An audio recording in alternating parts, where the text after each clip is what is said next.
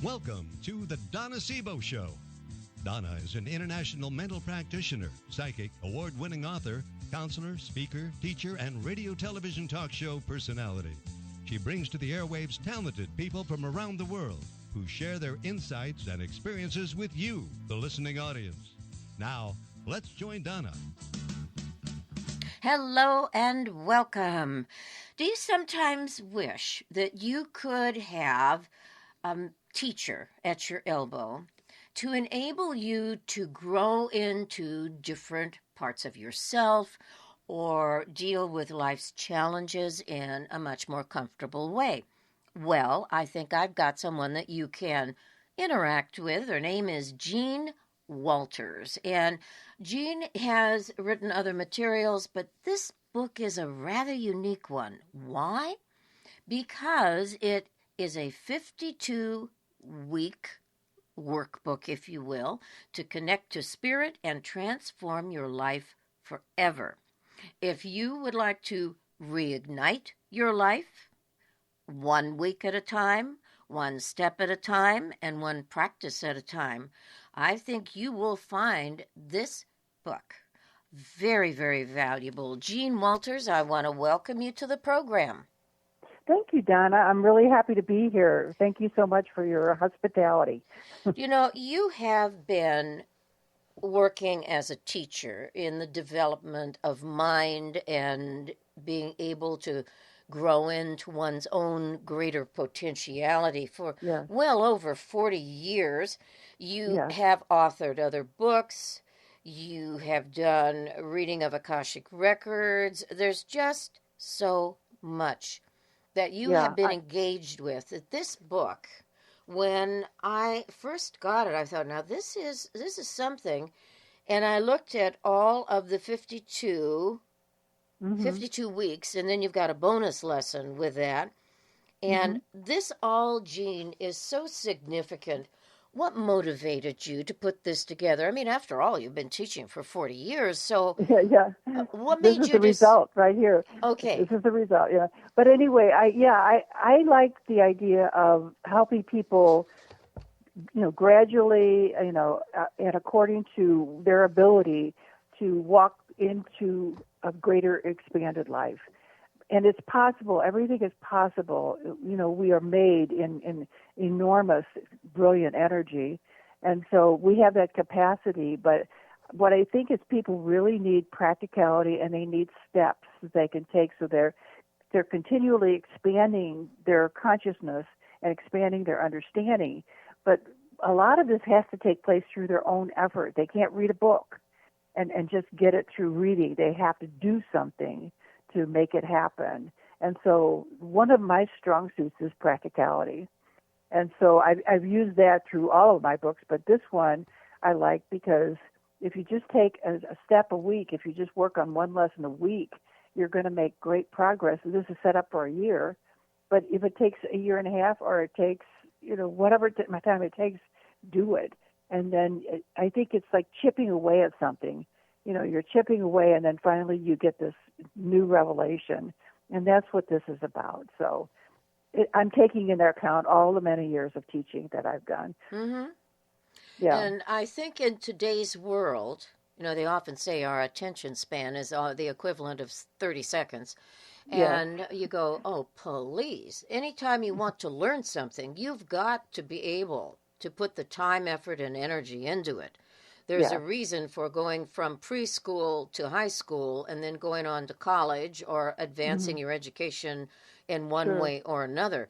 And this is an education for the self. This is an educational process that will benefit no matter what arena or vocation of activity you might be engaged with. And it may even assist in resolving some situations that have been like a horrific burden that you haven't been able to shed. And That's I exactly think right. that understanding that freedom, true freedom for any individual, comes from within. It isn't necessarily with outside circumstances. It is within the self, because that's enabling you to deal with circumstances that maybe are brought into your life that you didn't ask for, period. Well, you may have asked for them, but you didn't realize you asked for them. Because when people are constantly negative, what we think and what we contemplate is what we bring into our life. And I've noticed this a lot lately, particularly that many people, will be very negative about the country, the politics, the health conditions. I mean, whatever it is, they've got a negative view. But then they're surprised when they draw in negativity into their life. But that's where their focus is. Where your focus is where your heart is, which is what you're going to be creating in your life. So it's kind of important to learn how to look at things from a different point of view. Yes, and that takes living. That does not come. It comes from reading. I know for me, from the time I was a little girl, that was something that there would be things that I would see that even today I remember very vividly. Absolutely, and it came through the wisdom of a book. And I've had a passion for books all of my life. And Me too. Probably will up until the day I leave this earth. And who knows, I may be working in a library on the other side. I never know. You never know. But the thing is, when you're reading, the reader that you are will assess things and then bring them into your life. You're not just reading something, you're going to actually absorb it, and you're going to transfer it into the way you work, the way you live, the way you practice. So that's, many people just read, and they forget to ask the questions like, what is this about for me? How can I use it in my life? Those are the things that can help you really expand yourself. But it's not just something to read like you read a novel. It's something that we want to use to look at our life and decide how we want to make changes. Very true. It's so practical in that regard. Life can be so practical if we just learn to do it that way. Mm-hmm. One of the comments that you make right in the beginning of your book is that when people are going through it, when you use the word spirit, you're using it because, and I'm quoting from your book, the vast spirit I refer to is expansive, non-judgmental, non-resistant, wise, open, free, and powerful. It is not a personality, but an energy, an essence, and state of being or consciousness. For that reason, the term or name is inconsequential. Language is something we develop so that we can form with our words the picture that we wish to paint in our expression. And this is something that, dependent on what your language might be very significant, but it is important. And that is why having an understanding of language and the use of words really makes a difference. How many times do we have miscommunications because someone makes an assumption about a word that you use? And so that's why you use that terminology. Right. And there's so many assumptions, like we were talking about this the other day in my class and about how, you meet somebody and go, oh, I don't like them, they're rude, or they're, whatever it is. And then a year later or even a month later, you might go, I really like that person. So what happened between the first meeting and that one is that we changed our perception. So that's one of the things we want to understand is just, this is about changing your perception. But you change your perception by being active. When you meditate, you understand a little bit more about the depth of spirit. Whereas you just talk about it, you're not really going to get that. So these are active exercises and questions to ask yourself so that you can understand where you have been and where you want to go. Very true. And you've got what I would say 53 lessons. One of the chapters that you have, and I'm going to be picking different ones out because obviously we're not going to be able to do all 53. But I hope not. But anyway, one of the lessons is about how to make the connection to love. Now, in most people's minds, and this is because of movies they've watched and conversations, and I remember, I'll never forget someone saying that having sex was the full expression of love. And I said, that is, no, to me, what do you mean that's the only thing that Yeah. expresses love? And this is in the psyche of many, many people.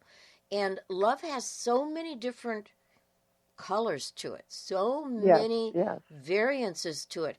And this particular lesson relates to that. And that is something that just changing the mindset about love and allowing it to be its expression in so many different ways, Yes. Yes.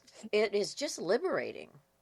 It is. It's liberating because love is so much bigger than. I mean, sex is fine, and sometimes sex is with love, and sometimes it's just sex. Mm-hmm. So we can't say that that's the answer to our query about love, but love is something we live in and breathe, and every time we're in gratitude, we feel the love that we are and that we have, but we're actually lifting our energy to feel that.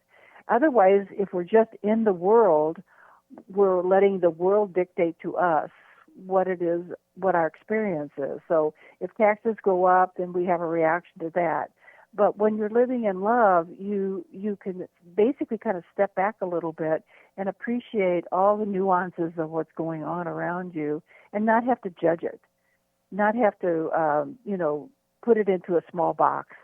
Mm-hmm. We can actually learn to look at life and appreciate what it is. And then from that point of view, we can come up with solutions. But I think oftentimes we want to come up with solutions from a place of, I'm really upset, I'm really mad, I only see this small picture. And yet there's so much more available to us. But this is about developing your consciousness to where you can actually see bigger pictures and you can really basically understand in a different framework, what life is really about. I think that is And so who you are. important. And Mm-hmm. who you are. Yes, and I think that's so important. Then you also address something that is present with just about anybody and everybody I know. And it happens at one time in the life. It can happen throughout your life, and that is searching for meaning. And Mm-hmm. you have a delightful story about a Zen master who was walking along a mountain path with one of his disciples, and they happened to come to a cedar tree and just said, "Oh, this is a great place. We're going to sit down. We'll have something to eat." And Yes. the student asked the master, "How do I enter the state of consciousness known as Zen or silence?" And his Mm-hmm. response, I just loved, absolutely loved. And Yeah, that was, yeah. yes. Why don't you tell what it was Well, that the master? the Zen master is calling this fellow's attention to quieting his mind because we hear the term monkey mind. Mm-hmm. I mean, this is a good example of it. I think all of us have monkey mind once in a while where we're just going from one thought to the next and then the next, and it's all very surface thinking, But anyway, in this particular case, the Zen master is saying, listen to the brook. Be still. Can you hear the brook? Because he couldn't hear the brook because his mind was bouncing all over the place. So that's a reminder for each one of us to be quiet and listen, still yourself. And then you can ask the question. Then you're asking the question from a deeper mind, and then you'll get a different answer altogether. Like, what is the question? Like, how do I get through this, or how do I manage that, or what is this all about really? I love questions because when the mind is so beautiful, when we ask a question like, oh, I know that person's name. What is that person's name? I'm not thinking about right now. What is it? And then the mind starts searching for the answer. And then you go, oh, that's the name right there. So it's the same thing is true when we're asking a question like, what is the meaning of this? Why am I having this experience today? And then if you get quiet, something will come through for you that'll go, this is what you're to learn from this, or this is why this is important right now. And I think it will make a huge difference to how you approach life by knowing there's a meaning to everything. I agree. And that is a challenge to get to because that's not the way most of us have been indoctrinated. Yeah. And it is very important because when we don't ask the question, when we're not willing to explore ourselves, and you have a couple of lessons that deal with this. One is, what's our story, and two is remembering really who we are, which most of us are wondering who we are. Why should we be from another planet or what? And then to be able to expand on that, to realize that whatever we're going through, it is not the end of the world, but it means that maybe it's time for us to grow again in a whole different level. And that can be perceived as being a very painful thing to do. It's painful because we're resistant. If we can put aside the resistance and go, this is happening for a reason, and I really want to understand it, and I really want to get through it and appreciate it, then I think we're in a different mindset. We're now open. We're more open to movement, to whatever needs to happen next. And many people, they resist so much. This is not the way I wanted it. This is not the picture I have, And what they're doing is just fighting life. And all they're going to do is make it hard for themselves and probably be in a lot of pain.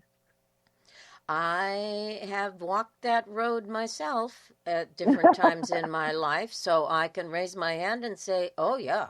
This is because, again, we're indoctrinated with this idea that we're supposed to have a label of some kind. When you're asking a kid in elementary school, what do you want to be when you grow up? Their world is so tiny. It's just that tiny, tiny environment that they're in for the early years of their life. And maybe they've watched stuff on television. And maybe one kid says, gee, I'd like to be Barbie. I want to be blonde. And I want to, to have blue eyes and have a perfect figure. And that's for the girls. And somebody may say, yeah, but I want to be like Sylvester Stallone, in Rambo. Yeah. And you go, well, okay, that's very, very nice. They're not going to ask deeply spiritual questions. That's not in their world. They honestly don't know. And it takes living to figure out really what you want to do. I was talking with a nurse yesterday, and I asked her how she happened to become involved for 30 years in the Department of Radiology. And she's told me something I thought was very interesting. When she was in nursing school, she said there was like a wheel that had all the different areas of nursing you could go into. This is a far cry from the 1900s. And she just said, all right, I'm just going to, spin the circle and see where it lands, where my finger lands. It was on radiology. And she said, I have been in it for 30 years. I absolutely adore it. Wonderful. And, She was really trusting spirit, though, right? Oh, well, I think... To spin that wheel? Yeah. She just said, I had no clue because there were so many choices. And she said, I figured I've got to try something because I've got to make a choice. This is the way the world is today. I've got to figure out what arena of nursing I wish to be a part of. She said, I knew I could change my mind if I didn't like it. And she already knew. Donna, the thing is, too, that even with the kid that you're talking about, they want to be the pilot, or they want to be the model, or they want to be the doctor or whatever. Within that desire is really what they want. Mm-hmm. Because, I have one grandson, he wanted to be a superhero, and I made him a little cape, and he wore it all the time. But the thing was, he wants to help people. He wants to be that guy that makes a difference to help them. And so he was basically telling me what he wanted. He was just putting into the framework of superhero, But the same thing is true, when I grew up, I had a guy that was, a friend of mine, and he always kept all these old clothes and stuff, and he was always staging, runway modeling and all this stuff, Well, I often wondered about him. I wondered what he ended up doing, because that was so much ingrained in his desire to express, So I think that from an early age we get these little hints, of what it is that really resonates. For her, it was healing, some sort of healing work that she wanted to do. Absolutely. And I bet this has been in your DNA forever, just talking to people, helping people, guiding them. Mm-hmm. Yep, yeah. That was something I was doing even when I was in elementary school. So, I bet you were. Yeah. So it's something that we try to go into, maybe whatever our parents want or somebody else wants. And it really is a journey. And it is a journey that I think if we can say, well, maybe I want to fix pork chops 5,000 different ways. Okay, I'll try it. And then you find out you hate to do the washing of the pots and pans that you've burned, and you say, no, this Yeah. isn't for me. So you find that there is that direction, that Mm. exploration, that Yes. intuitive side of ourselves. It Right. comes in and says, I don't think you really want to do this. You hate fish. Why in the It world are doesn't you going quite to fit be? your Yeah, personality, right? it's Yeah. absolutely amazing how that goes. So we have all of this, and it's Well, there was really a fun. story in the book too about the guy who wrote The Power of Positive Thinking, Mm-hmm. Doctor, I forget his name, but anyway, he wrote it. You know, we've known that book forever, but he wrote about this guy who was in the insurance business and he kept failing. His dad was very, very successful in insurance, and so he kept setting his son up to be an insurance agent and have that business. He failed 3 times, and he just was not an insurance agent.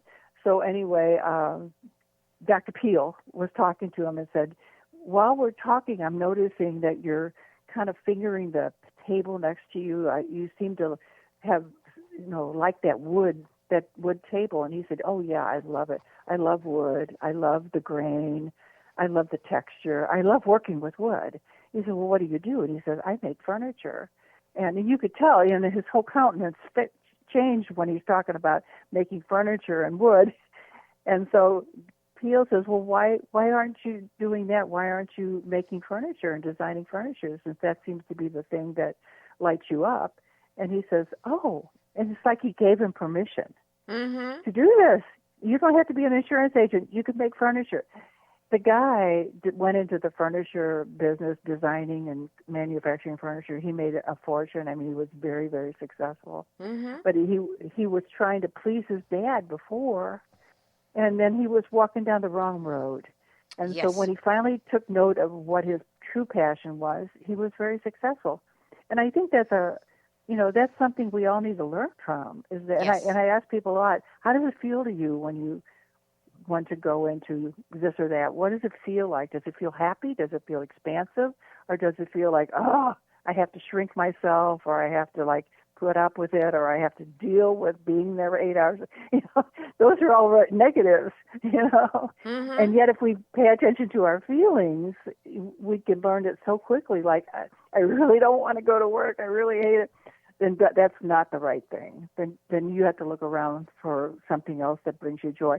A lot of times it's in our hobbies, Oh, yes. Yeah, and we do the hobby because we love doing the hobby. And then, Mm-hmm. but many people don't look at it and go like, well, how can I reform this around?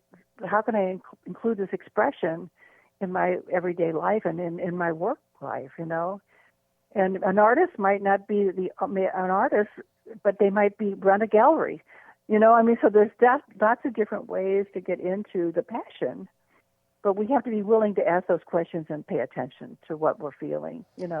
That's how we Another, know. yes, and another aspect, and boy, this took me a long time to learn. I can't speak for anybody else, but it's not taking things personally. Now, this is Oh one of yeah, the many lessons, not yes, taking things personally. And I can yes. remember being so wounded, especially as a young Mhm, person, mhm.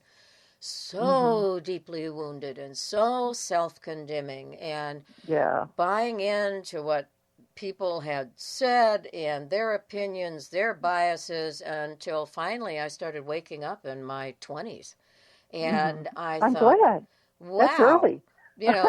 well, I wasn't awake in everything, but, I often joke and say most of us are brain dead. And when, it takes us a wake up time starting in our Something, yeah, 20s. sometime or other. But Yeah. no, And that's such a good point, really, yeah. because so many people take everything personally. And one thing I do when I'm working with someone like that, I'll say, okay, what I'd like for you to do is just hear what I say without taking it personally. Can you do that? And then when you bring their attention to it, they can do it. Mm-hmm. But if you don't bring their attention to it, then everything is like, oh, it's a criticism, or you're somewhere or other you're hurting their little feelings. Mm-hmm. And I think it's gonna block them in everything. Then instead of learning how to deal with people and see goodness in each person and recognize that they have their wounds, Well, all and their little comments that are yes. harmful are just coming from their wounds. It's really not about you at all. So, Mm-hmm. yeah, Well, think it takes about some the doing. teenagers. Think about the teenagers. With Yeah, social media, we hear these stories about bullying, etc. Bullying has been going on as long as I think there's been people, sure, period. sure, There's sure. always the individual that's going to do that. And what a wonderful way that particular week with that lesson, it would be to Mhm, incorporate that in to young people's thinking so that mhm. they can realize whoever might be doing it really is in a very, very bad space themselves. Yeah, Because you don't bully absolutely. someone else if you have any kind of insight into life in Right. whatever. You just don't That's right. do that. You don't take it personally. And Yeah.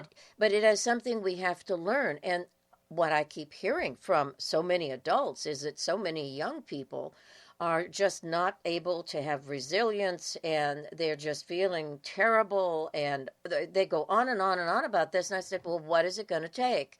And I think that Mhm. chapter in your book would really assist a lot, not Oh, just yes. adults, but Oh, adults to help absolutely. young people. Well, and if you actually do the work to just understand what you just said, that wounded people wound, and so if you're coming up with someone and they're jealous or they're revengeful or whatever, there's a wound there, and you don't have to take that personally, even if it's directed toward you. But now that means that you have to get strong in yourself. Mm-hmm. I was talking to someone the other day, and she was telling me this person said that about her, and this one told her, and I said, so are you letting other people define you then? And she looked at me funny, like And I said, well, you decided you're not worthy because so and so made this comment, or this person said something that was, critical, and so you fell right into that, and now you're unworthy, and now you're not worthwhile, and all these things. And then she looked at me funny, but it was like a wake up moment where she Mm-hmm. really got it, that I said, you don't have to let anyone define you. That's your job. And Mm-hmm. so I think that's what happens a lot with kids and with adults, but those kids are coming from homes where the same thing is going on. So, so it's a big wake up call all the way around. Parents, kids, all of it. I liked your story in one of your chapters. It's called The Small Cage Habit. It was about a bear in the zoo at St. Louis. Mhm. Mhm. And this, to me, I'd never heard of this. And I thought, Yeah. this is so true. This has been proven over and Yes. over again. So let's talk about the small cage habit. Yeah. What people it started with, the great metaphor is the bear in the zoo that was chained around his leg, and so even though he was in a big cage. Well, I'm sorry, I'm putting this wrong. But he had done that when he was in a big cage, and there was no chain on his foot. He just kept going into this little circle, and the zoo people were going, "Why is he doing that?" And then they realized because he lived most of his life in that tiny little circle, and he didn't have a big cage before. So he had to sort of be retrained so that Mm-hmm. he could operate in a bigger space. But I think that's so true with every one of us, that oftentimes we grow up in a situation where maybe we're told you can only accomplish this much, or remember we're working people, so we can't do this or that. And then you let it define you instead of going, well, wait a minute, wait a minute. I think I can do what I desire to do, and I'll figure out a way to do it. And so that's how we begin to see ourselves as a bigger being than just a small ideas that we were raised with. Not everybody was raised with small ideas, but most people were. Mm-hmm. Most people, this is who we are in our culture and our ethnic group and whatever, and you can't really go beyond that, but of course you can. And I love the stories, and you'll see them all the way through the book, of people who just did it. They went beyond what they were told, Mm-hmm. and they decided differently. And so that's a beautiful thing, because now we're living more and more of who we are and what we're capable of. And I just think Mm-hmm. we're creative beings that we have to step out and step across the line and try something new. Oh, I agree with that. Also, I think, and I refer to COVID frequently because it's a recent experience. I think when COVID hit, it pushed us ahead a good 10 years. And consequently, there's so much that has shifted in people. And Hmm. during that time, which basically isolated so many individuals that felt like they were in, and I'll use the term then that was very popular, a lockdown. They had to be Yeah. very discerning about what they did. There was a critical situation regarding a plague, and plagues have occurred in human history forever. So you have this, and it forced many people to say, I cannot, I choose not. I'm going to use that word. I Hmm. choose not to be in the same circumstances that I have put up Yeah. with Yeah. anymore. And that, And that's why, yeah, it yeah, I really agree made a with you on difference. that. Mm-hmm. Yeah, and that's why I think it happened, though. And from a spiritual point of view, from a dynamic, quantum field perspective, that I believe that's why COVID happened. It's not so much about the illness; it's almost like you go to your room now and think about it, Mm-hmm. And I feel like in a way we were told, like, you go to your room now and be quiet and contemplate where you are and decide if you want to continue on with that. Because just exactly what you said, a lot of people went, I don't think so. I'm going to Mm-hmm. do something different now. And I Mm-hmm. love that. But I think, why did we need to have such a lockdown in order to finally, get people to be quiet enough to reassess their lives? I mean, that's kind of radical, wouldn't you say? Well, I know of people, including myself, that went through radical moments. It wasn't COVID, but it was earlier, certain Yeah, situations where right. the dark night of the soul. People go Yeah, through that and they go, I must change. It is yes. imperative I change. And sometimes it can be with nightmares. It could Hmm. be any number of things Oh, yeah, that puts you down absolutely. into that lockdown where it's almost as if Spirit says, you're going to be put in the closet for a while, and Yeah, there's no lock on the door, but you are going to think there is. And you yeah, need to know that you're in the closet because you need to know how to say, I'm making that door open up for me. And yeah. that's what we go through. Well, and I think we don't need 2 years in lockdown to Yes, figure some things out. I If we concur with started that. asking, yeah, if we started asking the questions, and if we started getting quiet with ourselves, and if we started really paying attention to our feelings and what we deem to be important, if we wouldn't need to have a 2 year period of everything closing down. Mm-hmm. But I can understand why it would happen that way, because I don't know that many people really look at life that way, or ask those questions. And if that's the outcome that we achieved with COVID, well, then it was probably worth it. It makes us aware. It has made Mm. many people aware Yeah. of how important connection is. Yet at the same Mhm. time, there has Yeah. been the disconnect as it has been perceived. And the Yeah. disconnect is about not carrying forward that which we Mhm. don't need to carry forward anymore. Yeah. And I think that that is really special. Now, Jean, you have a website. It's called Yes. Spiritual Transformation. Your book is 52 Weeks to Connect to Spirit and Transform Your Life Forever. Reignite your Mhm. life 1 week, one step, and one practice at a time. It is Yeah. very well done. And Oh, I, thank you. you know, Thank I you. could just see people in small groups, maybe a book club, and say, let's, Yeah. maybe they're doing a couple of books and say, all right, let's do this one. This is interesting. Let's Yeah. talk about this, that, or the other.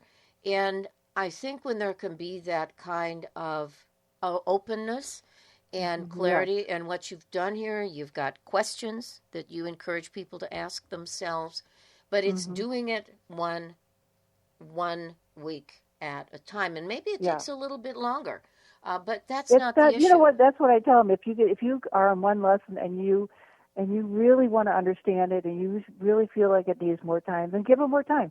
1 week, 1 week for each lesson is just a suggestion, Mm-hmm. you know. Mm-hmm. And I also, if there's something that is really bothering you, like maybe this whole idea of non-attachment, or the whole idea of just how to love, how to be loved, you know, then go there and work with that for a few weeks until you feel like you've absorbed it. But I like the idea of absorbing what you're learning, you know, like to really make it part of yourself rather than read it. Okay, well, that's a nice thought, you know, and then just go run on to the next thing, you know, which our culture is more like that. You know, we want to keep ourselves busy and run on to the next thing. And it's like, no, we really, really do need reflection time. You know, we really need that. So I'm encouraging people to use it that way too. Well, your website, again, is spiritualtransformation.com. And Jean, this has been a wonderful conversation. And thank you, Donna. we are always going to be in a growth cycle. I've known Yes. people that just, went and put themselves into a permanent lockdown. And you can never change someone else, but you can invest in and change oneself. And that is when you can lead by example. Right. And also, I mean, when you change, it's amazing the ripple effect it has. Mm-hmm. Because when you quit reacting to something, people like it jars people because they're used to a different reaction, and then they begin to question. Mm-hmm. And so I love it. I think that we actually by working on ourselves, we actually work on everybody else at the same time. They don't know it, but it really does make an impact. And I know the stuff that you're doing, Donna, is the same thing. You're putting out an idea, and then people get to reflect on it, and then they start making changes, and it's gratifying. It's wonderful, isn't it? I love what I do, and Yes. I know how much, because of what I do, I have had the privilege of encountering so many people that have so many different journeys that they've taken that I would never take in my own self-awareness, but yet they have been willing to share their journeys, Mm-hmm. and in sharing their journeys and their knowledge, it Yeah. has enriched my life. And so, I probably will still be doing this when I'm 120. And Why not? Why not? It is just the richness that life presents, even during hard times. And I've said the very same thing that you have said with people about. I worked with so many different types of people and so many different occupations and so many experiences. I feel like I gained light years, of experience just through them, and like, okay, well, I checked that off the list. I don't have to do that. I don't have to do that. I don't have to do that. Because now I have the inside view of how all that works, Absolutely so true. I'm with you. It's fun. It's a lot of fun. Yes, it is. I want to thank you for being my guest. And again, spiritualtransformation.com. And keep up your writing, because obviously that is a deep passion for you. Yes. Well, if people want to get onto my website, and there's a spot that they can actually click into my newsletter. And just about every week or 10 days, I send out a new blog. Mm-hmm. And it's just on the nature of these kinds of things here in the book of just how to make life interesting, and how to keep your energy flowing, and how to enjoy things and live in a place of love and joy. So I mean, that's available. It's free, and nobody has to pay anything for it. But you get a little bit of inspiration each week. That's good. Jean, thank you for being my guest. Thank you, Donna. Thank you.